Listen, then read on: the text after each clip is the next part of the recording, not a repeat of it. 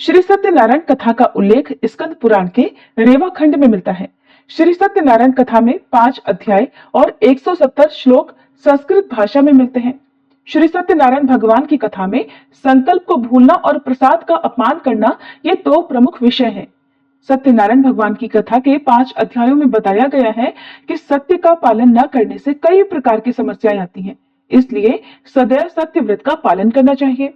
श्री सत्यनारायण भगवान की कथा भगवान श्री विष्णु के सत्यनारायण रूप की महिमा और कृपा का वर्णन करती है। इसका श्रवण और पाठ जीवन में सुख, समृद्धि, शांति और हर प्रकार की समस्याओं से मुक्ति की कामना के लिए किया जाता है। कथा के पीछे ऐसा विश्वास है कि सत्य की आराधना और भगवान की महिमा का गुणगान करने से भक्तों के सारे कष्ट दूर हो जाते हैं और उनके जीवन में सदैव सुख और समृद्धि बनी रहती है। प्रिय श्रोताओं, आज हम इसी विश्वास और श्रद्धा के साथ इस पवित्र कथा का आयोजन कर रहे हैं ताकि हम सब पर भगवान सत्यनारायण की कृपा बनी रहे और हम सभी के जीवन में सुख, शांति और समृद्धि का आगमन हो। अब हम सभी मिलकर भगवान की इस पावन कथा का श्रवण करते हैं और भगवान से प्रार्थना करते हैं कि वे हमारे सभी मनोरथों को पूर्ण करें। कथा से पहले हम सब भगवान सत्यनारायण का ध्यान करते हैं, जिनका स्वरूप शांति से पूर्ण है, जो शेषनाग पर शयन करते हैं और जिनकी नाभि में कमल है। वे देवताओं के ईश्वर हैं, जो समस्त संसार का आधार है, जो आकाश के समान असीमित हैं, जिनका रंग मेघ अर्थात बादलों के समान है और जिनका रूप शुभ है, जो श्री लक्ष्मी जी के पति हैं, जिनके नेत्र कमल के समान सुंदर हैं और जो योगियों के ध्यान में सदैव विराजमान रहते हैं। हम सब उन भगवान श्री विष्णु की वंदना करते हैं, जो संसार के सभी भयों का नाश करने वाले और समस्त लोगों के एकमात्र स्वामी हैं। प्रेम से बोलिए श्री सत्यनारायण भगवान की जय, श्री लक्ष्मी नारायण भगवान की जय। पौराणिक कथा के अनुसार एक समय नैमिषारण्य तीर्थ में शौनक आदि 88,000 ऋषियों ने श्री सूत जी से कहा, हे प्रभु, इस कलयुग में वेद विद्या रहित मनुष्यों को प्रभु भक्ति किस प्रकार मिलेगी और उनका उद्धार कैसे होगा? हे मुनिश्रेष्ठ, कोई ऐसा तप कहिए जिससे थोड़े समय में पुण्य प्राप्त होवे और मनोवांछित फल मिले। ऐसी कथा को सुनने की हमारी इच्छा है। सर्वशास्त्र ज्ञाता श्री सूत जी बोले, हे वैष्णवों में पूज्य, आप सबने प्राणियों के हित की बात पूछी है। अब मैं उस श्रेष्ठ व्रत को आप लोगों से कहूंगा जिस व्रत को नारद जी ने श्री लक्ष्मी नारायण भगवान से पूछा था और लक्ष्मीपति ने मुनिश्रेष्ठ नारद जी से कहा था। सो ध्यान पूर्वक सुनो। एक समय योगीराज नारद जी दूसरों के हित की इच्छा से अनेक लोकों में घूमते हुए मृत्यु लोक में आ पहुंचे। यहाँ अनेक योनियों में जन्मे हुए प्रायः सभी मनुष्यों को अपने कर्मों के अनुसार अनेकों दुखों से पीड़ित देखकर सोचा कि किस यत्न के करने से निश्चय ही प्राणियों के दुखों का नाश हो सकेगा। ऐसा मन में सोचकर देवर्षि मुनि श्री विष्णु लोक को गए। वहां श्वेत वर्ण और 4 भुजाओं वाले देवों के ईश नारायण को देखकर, जिनके हाथों में शंख, चक्र, गदा और पद्म थे तथा वरमाला पहने हुए थे, स्तुति करने लगे। हे भगवान, आप अत्यंत शक्ति से संपन्न हैं। मन तथा वाणी भी आपको नहीं पा सकती। आपका आदि मध्य अंत भी नहीं है। आप निर्गुण स्वरूप, सृष्टि के आदिभूत और भक्तों के सभी दुखों को नष्ट करने वाले हो। आपको मेरा नमस्कार है। नारद जी से इस प्रकार की स्तुति सुनकर भगवान श्री विष्णु बोले, हे मुनिश्रेष्ठ, आपके मन में क्या है? आपका किस काम के लिए आगमन हुआ है? निसंकोच कहिए। तब नारद मुनि बोले, प्रभु, मृत्यु लोक में सब मनुष्य जो अनेक योनियों में पैदा हुए हैं, अपने अपने कर्मों के द्वारा अनेक प्रकार के दुखों से दुखी हो रहे हैं। हे नाथ, यदि आप मुझ पर दया रखते हो तो बतलाइए कि उन मनुष्यों के सब दुख थोड़े से ही प्रयत्न से कैसे दूर हो सकते हैं? तब श्री विष्णु भगवान जी बोले, हे नारद, मनुष्यों की भलाई के लिए तुमने बहुत अच्छी बात पूछी है। जिस काम के करने से मनुष्य मोह से छूट जाता है, वह मैं कहता हूँ, सुनो। बहुत पुण्य देने वाला, स्वर्ग तथा मृत्युलोक दोनों में दुर्लभ एक अत्यंत उत्तम व्रत है। आज मैं प्रेमवश होकर तुमसे कहता हूँ, श्री सत्यनारायण भगवान का ये व्रत अच्छी तरह विधि पूर्वक करके मनुष्य धरती पर आयु पर्यंत सुख भोग कर मरने पर मोक्ष को प्राप्त होता है। श्री भगवान के वचन सुनकर नारद मुनि बोले, हे भगवान, उस व्रत का फल क्या है? क्या विधान है? और किसने यह व्रत किया है और किस दिन यह व्रत करना चाहिए? विस्तार पूर्वक कहिए।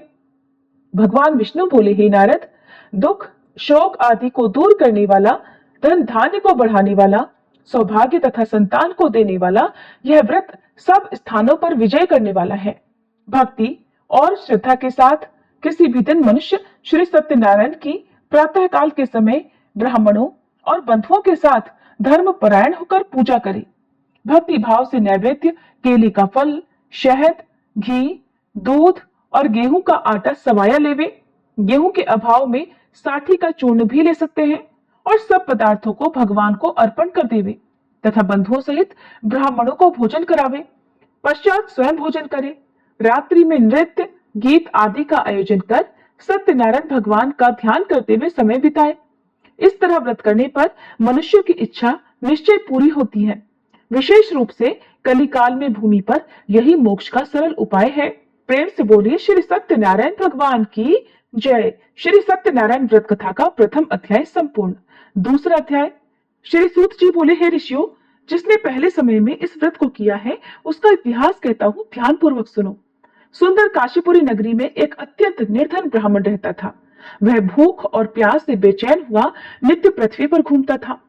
ब्राह्मणों से प्रेम करने वाले भगवान ने ब्राह्मण को दुखी देखकर बूढ़े ब्राह्मण का रूप धरकर उसके पास जाकर आदर पूर्वक पूछा, हे विप्र, तुम नित्य दुखी होकर पृथ्वी पर क्यों घूमते हो? हे ब्राह्मण, ये सब मुझसे कहो, मैं सुनना चाहता हूँ। तब वह ब्राह्मण बोला, मैं निर्धन ब्राह्मण हूँ, भिक्षा के लिए पृथ्वी पर फिरता हूँ। हे भगवान, यदि आप इससे छुटकारा पाने का कोई उपाय जानते हो तो कृपा कर मुझे बताएं। वृद्ध ब्राह्मण बोला, हे विप्र, सत्यनारायण भगवान मनोवांछित फल देने वाले हैं, इसलिए तुम उनका पूजन करो, जिसके करने से मनुष्य सब दुखों से मुक्त हो जाता है। तब ब्राह्मण को व्रत का सारा विधान बतलाकर बूढ़े ब्राह्मण का रूप धारण करने वाले श्री सत्यनारायण भगवान वहीं अंतर्ध्यान हो गए। जिस व्रत को वृद्ध ब्राह्मण ने बतलाया है मैं उसको अवश्य करूंगा, यह निश्चय करने पर उसे रात भर नींद नहीं आई। सवेरे उठकर सत्यनारायण भगवान के व्रत का निश्चय कर वह भिक्षा के लिए चला। उस दिन उसको भिक्षा में बहुत सारा धन मिला, जिससे बंधु बांधवों के साथ उसने सत्यनारायण भगवान का व्रत किया। इसके करने से वह ब्राह्मण सब दुखों से छूटकर अनेक प्रकार की संपत्तियों से युक्त हुआ। उस समय से वह ब्राह्मण हर मास व्रत करने लगा। इस तरह सत्यनारायण भगवान के व्रत को जो भी करेगा वह मनुष्य सब दुखों से छूट जाएगा। इस तरह नारद जी से सत्यनारायण भगवान का कहा हुआ यह व्रत मैंने तुमसे कहा। हे विप्रो, मैं अब और क्या कहूं? तब ऋषिगण बोले, हे मुनीश्वर, संसार में इस ब्राह्मण से सुनकर किस किसने इस व्रत को किया, हम वह सब भी सुनना चाहते हैं। इसके लिए हमारे मन में अत्यंत जिज्ञासा हो रही है। सूत जी बोले, हे मुनियों, जिसने इस व्रत को किया है वह सब भी सुनो। एक समय वह ब्राह्मण धन और ऐश्वर्य के अनुसार बंधु बांधवों के साथ व्रत करने को तैयार हुआ। उसी समय एक लकड़ी बेचने वाला बूढ़ा आदमी आया और बाहर लकड़ियों को रखकर ब्राह्मण के मकान में गया। प्यास से दुखी लकड़हारा उनको व्रत करते देखकर ब्राह्मण को नमस्कार करके कहने लगा, ये आप क्या कर रहे हैं? इसके करने से क्या फल मिलता है? कृपा करके मुझको बताइए। ब्राह्मण ने कहा, सब मनोरथों को पूर्ण करने वाला यह सत्यनारायण भगवान व्रत है। इसके ही कृपा से मेरे यहाँ धन धान्य आदि की वृद्धि हुई है।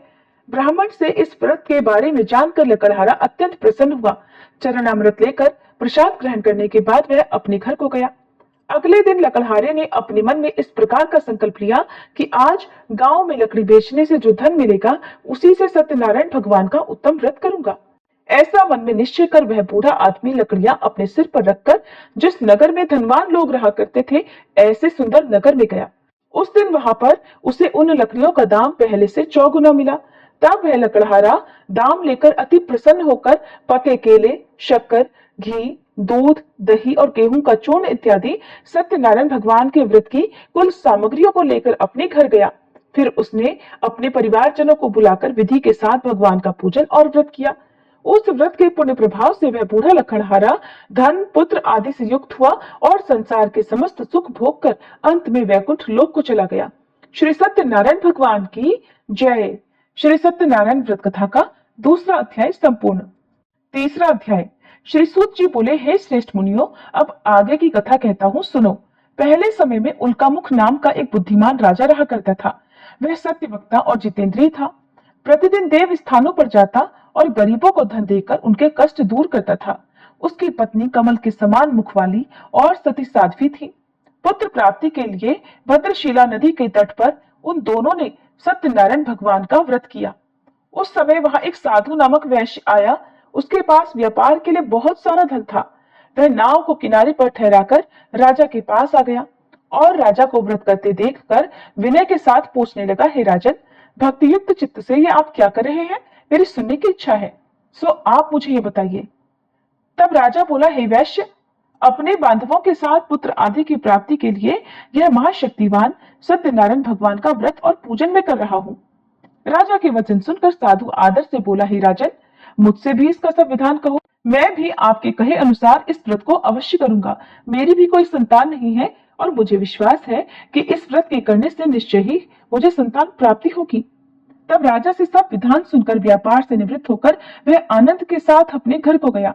साधु ने अपनी स्त्री को संतान देने वाले इस व्रत को सुनाया और प्रण किया कि जब मेरे यहाँ संतान होगी तब मैं इस व्रत को करूंगा। साधु ने ऐसे वचन अपनी पत्नी लीलावती से कहे। एक दिन उसकी पत्नी पति के साथ आनंदित होकर सांसारिक धर्म में प्रवृत्त होकर श्री सत्यनारायण भगवान की कृपा से गर्भवती हो गई और 10वें महीने में उसके एक सुंदर कन्या का जन्म हुआ। वह कन्या दिनों दिन इस तरह बढ़ने लगी जैसे शुक्ल पक्ष का चंद्रमा बढ़ता है। कन्या का नाम कलावती रखा गया। तब लीलावती ने मीठे शब्दों में अपने पति से कहा कि स्वामी, जो आपने संकल्प लिया था कि मैं संतान होने पर सत्यनारायण भगवान का व्रत करूंगा, अब आप उसे करिए। साधु बोला, हे प्रिय, इसके विवाह पर करूंगा। इस प्रकार अपनी पत्नी को आश्वासन देकर वह नगर को चला गया। अब कलावती अपने पिता के घर में रहकर बड़ी हो रही थी। एक दिन साधु ने जब नगर में सखियों के साथ अपनी पुत्री को देखा तो तुरंत दूत को बुलाकर कहा कि पुत्री के लिए कोई सुयोग्य वर देख कर लाओ।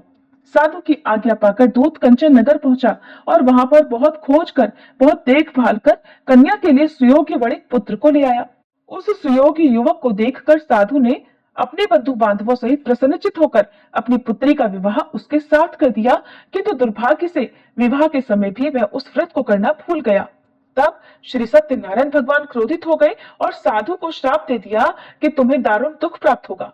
अपने कार्य में कुशल साधु वैश्य अपने जामाता सहित समुद्र के समीप स्थित रत्नपुर नगर में गया और वहां दोनों ससुर जमाई चंद्रकेतु राजा के उस नगर में व्यापार करने लगे।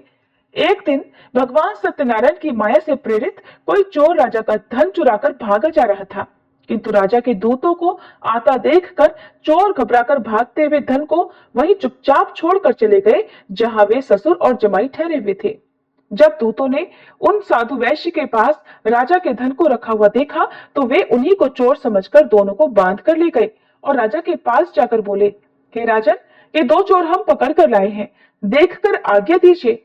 तब राजा की आज्ञा से उनको कठोर कारावास में डलवा दिया गया और उनका सब धन भी छीन लिया गया।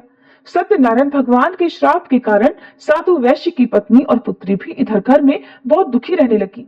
उनके घर पर जो भी धन रखा था चोर चुरा कर ले गए। शारीरिक और मानसिक पीड़ा तथा भूख प्यास से अति दुखी होकर और अन्न की चिंता में कलावती एक दिन एक ब्राह्मण के घर गई। वहां उसने सत्यनारायण भगवान का व्रत होते देखा, फिर कथा सुनी और प्रसाद ग्रहण करके रात होने पर वह घर आई। तब उसकी माता ने कलावती से पूछा, हे पुत्री, तू अब तक कहाँ रही और तेरे मन में क्या है? कलावती कहने लगी, माते, मैंने एक ब्राह्मण के घर पर श्री सत्यनारायण भगवान का व्रत होते देखा है। कन्या के ऐसे वचन सुनकर लीलावती भगवान के पूजन की तैयारी करने लगी। लीलावती ने परिवार और बंधुओं सहित श्री सत्यनारायण भगवान का पूजन किया और वर मांगा कि मेरे पति और दामाद शीघ्र घर आ जाएं। साथ ही प्रार्थना की कि हम सबका अपराध क्षमा करो। सत्यनारायण भगवान इस व्रत से संतुष्ट हो गए और राजा चंद्रकेतु को स्वप्न में दर्शन देकर कहा, हे राजन, तुमने जिन दोनों वैश्यों को बंदी बना रखा है वे निर्दोष हैं, उन्हें प्रातः ही छोड़ दो और उनका सब धन जो तुमने ले लिया है उसे वापस लौटा दो, नहीं तो मैं तेरा धन, राज्य, पुत्र आदि सब नष्ट कर दूंगा। राजा से ऐसे वचन कहकर भगवान अंतर्ध्यान हो गए। प्रातःकाल राजा चंद्रकेतु ने सभा में अपना स्वप्न सुनाया, फिर दोनों बड़े पुत्रों को कैद से मुक्त कर सभा में बुलाया। दोनों ने आते ही राजा को नमस्कार किया। राजा मीठे वचनों से बोला, हे महानुभावों, तुम्हें दैववश ऐसा कठिन दुख प्राप्त हुआ है, अब तुम्हें कोई भय नहीं। ऐसा कहकर राजा ने उनको नए नए वस्त्र आभूषण पहनाए और उनका जितना धन लिया था उससे दोगुना धन देकर आदर सहित विदा कर दिया। तब वे दोनों वैश्य अपने घर को चल दिए। श्री सत्यनारायण भगवान की जय। श्री सत्यनारायण व्रत कथा का 3रा अध्याय संपूर्ण। 4था अध्याय। श्री सूत जी बोले, साधु बनिया मंगलाचरण कर और ब्राह्मणों को धन देकर अपने नगर के लिए चल पड़ा। साधु के कुछ दूर जाने पर इधर भगवान सत्यनारायण की उसकी सत्यता की परीक्षा लेने के विषय में जिज्ञासा हुई। तब वे एक दंडी का वेश बनाकर उस बनिए के सामने गए और पूछा, साधु तुम्हारी नाव में क्या भरा है? तब धन के मद में चोर दोनों महाजनों ने अवहेलना पूर्वक हंसते हुए कहा, दंडी सन्यासी क्यों पूछ रहे हो? क्या कुछ मुद्रा लेने की इच्छा है? हमारी नाव में तो लता और पत्ते आदि भरे हैं। उनकी ऐसी निष्ठुर वाणी सुनकर दंडी वेशधारी भगवान बोले, तुम्हारी बात सच हो जाए। ऐसा कहकर दंडी सन्यासी को रूप धारण किए हुए भगवान कुछ दूर जाकर समुद्र के समीप बैठ गए। इधर दंडी के चले जाने पर नित्य क्रिया करने के बाद उतराई हुई यानी जल में ऊपर की ओर उठी हुई नौका को देखकर साधु अत्यंत आश्चर्य में पड़ गया और नाव में लता और पत्ते आदि देखकर मूर्छित होकर पृथ्वी पर गिर पड़ा। होश आने पर वणिकपुत्र चिंतित हो गया। तब उसके दामाद ने इस प्रकार कहा कि पिताजी आप शोक क्यों करते हैं? दंडी ने श्राप दे दिया है। इस स्थिति में वे ही चाहे तो सब कुछ कर सकते हैं, इसमें संशय नहीं। अतः उन्हीं की शरण में हमको चलना चाहिए और वही मन की इच्छा पूर्ण होगी। दामाद की बात सुनकर वह साधु बनिया उनके पास गया और वहां दंडी को देखकर उसने भक्ति पूर्वक उन्हें प्रणाम किया तथा आदर पूर्वक कहने लगा कि आपके सम्मुख मैंने जो कुछ कहा है, असत्य भाषण रूप अपराध किया है, आप कृपया मेरे उस अपराध को क्षमा कर दीजिए। ऐसा कहकर बार बार प्रणाम करके वह महान शोक से व्याकुल हो गया। दंडी ने उस बनिए को रोते हुए देखकर कहा, हे मूर्ख, रो मत, मेरी बात सुनो। मेरी पूजा से उदासीन होने के कारण तथा मेरी आज्ञा से ही तुमने बार बार दुख प्राप्त किया है। भगवान की ऐसी वाणी सुनकर वह उनकी स्तुति करने लगा।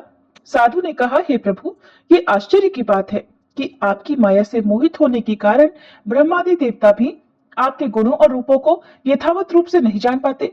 फिर मैं मूर्ख आपकी माया से मोहित होने के कारण भला कैसे जान सकता हूँ? प्रभु, आप मुझ पर कृपा कीजिए और मुझ पर प्रसन्न होइए। मैं अपनी धन संपत्ति के अनुसार आपकी पूजा करूंगा। मैं आपकी शरण में हूँ। मेरा जो नौका में स्थित पूरा धन था, उसकी और मेरी रक्षा करें। उस बनिए की भक्ति युक्त वाणी सुनकर भगवान जनार्दन संतुष्ट हो गए। भगवान जनार्दन उसे अभीष्ट वर प्रदान कर वहीं अंतर ध्यान हो गए। इसके बाद वह साधु अपनी नौका में चढ़ा और उसे धन धान्य से भरी हुई देखकर भगवान सत्यदेव की कृपा से हमारा मनोरथ सफल हो गया, ऐसा कहकर स्वजनों के साथ उसने भगवान की विधिवत पूजा की। भगवान श्री सत्यनारायण की कृपा से वह आनंद से परिपूर्ण हो गया और नाव को प्रयत्न पूर्वक संभाल कर उसने अपने देश के लिए प्रस्थान किया। साधु बनिए ने अपने दामाद से कहा, वह देखो, मेरी रत्नपुरी नगरी दिखाई दे रही है। इसके बाद उसने अपने धन के रक्षक दूत को अपने आने का समाचार देने के लिए अपनी नगरी में भेजा। उसके बाद उस दूत ने नगर में जाकर साधु की पत्नी को हाथ जोड़कर प्रणाम किया और उसके लिए अभीष्ट बात की। सेठ जी अपने दामाद और बंधु वर्ग के साथ बहुत सारे धन धान्य से संपन्न होकर नगर के निकट पधार गए हैं। दूत के मुख से ये बात सुनकर वह अत्यंत आनंदित हुई और उस साध्वी ने श्री सत्यनारायण की पूजा करके अपनी पुत्री से कहा, पुत्री, मैं साधु के दर्शन करने के लिए जा रही हूँ, तुम भी जल्दी आना। माता का ऐसा वचन सुनकर व्रत को समाप्त करके प्रसाद का परित्याग करके कलावती भी अपने पति का दर्शन करने के लिए चल पड़ी। इससे भगवान सत्यनारायण रुष्ट हो गए और उन्होंने उसके पति को तथा नौका को धन के साथ हरण करके जल में डुबो दिया। इसके बाद कलावती कन्या अपने पति को न देखकर महान शोक से रुदन करती हुए पृथ्वी पर गिर पड़ी। नाव का अदर्शन और कन्या को अत्यंत दुखी देखकर भयभीत मन से साधु बनिए ने सोचा, ये क्या आश्चर्य हो गया। नाव का संचालन करने वाले भी सभी चिंतित हो गए। इसके बाद वह लीलावती भी कन्या को देखकर दुख से व्याकुल हो गई और अत्यंत दुख से विलाप करती हुई अपने पति से इस प्रकार बोली, स्वामी, अभी अभी नौका के साथ वह अदृश्य कैसे हो गया?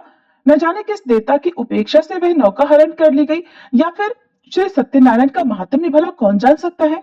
ऐसा कहकर वह अपने परिवारजनों के साथ विलाप करने लगी और कलावती कन्या को गोद में लेकर रोने लगी।